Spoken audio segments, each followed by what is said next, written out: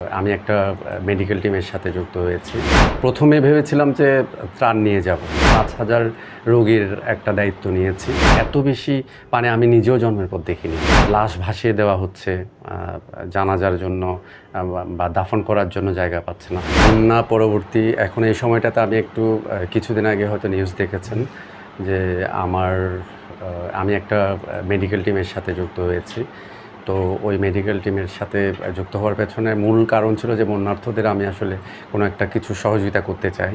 তো প্রথমে ভেবেছিলাম যে ত্রাণ নিয়ে যাব।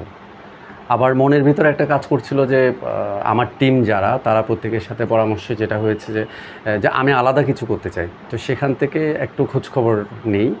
দেন একটা টিমের সাথে আমার পরিচয় হয় যারা হচ্ছে মেডিকেল টিম নিয়ে আগেও অতীতে তারা কাজ করেছেন। ওদের সাথে আমি পরামর্শ করে দেন সিদ্ধান্ত নিই যে ওদের সাথেই ত্রাণও দেবো এবং মেডিকেল টিমও মানে চিকিৎসা সেবায়ও সহযোগিতা করবো এরকম। তো ৫,০০০ ওদের সাথে ইয়ে করে আমি ৫,০০০ রোগীর একটা দায়িত্ব নিয়েছি। তো সেটার অলরেডি কার্যক্রম ওরা শুরু করে দিয়েছে এবং আমি নিজে যাব, হয়তো কালকে পরশু আবার যাব। আমি আগে প্রকাশ্যে আসলে কখনো এর আগে প্রকাশ্যে কোনো বন্যার্থ আমাদের দেশের যে সময় সবসময় অতীতে ঘটেছে, প্রকাশ্যে কখনো এরকম অংশগ্রহণ করিনি। ভেতরে নিজের থেকে সহযোগিতা যেটুকু আমার সামর্থ্যের মধ্যে আমি সহযোগিতা করার ট্রাই করেছি।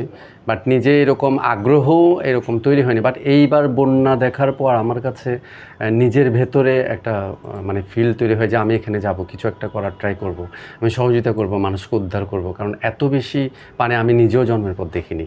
এরকম আমি শুনেছি ছোটোবেলা থেকে যে ৮৮-র বন্যায় বাংলাদেশের অনেক জায়গায় অনেক ক্ষতি হয়েছে। বাট ফার্স্ট টাইম আমি এরকম বন্যা দেখলাম যেখানে আসলে মানুষ মারা যাচ্ছে, যেখানে লাশ ভাসিয়ে দেওয়া হচ্ছে, জানাজার জন্য বা দাফন করার জন্য জায়গা পাচ্ছে না। তো সব কিছু মিলে একটা বিগ ইমোশন কাজ করেছে আমার ভেতরে যে আমি কিছু একটা এখানে করতে চাই।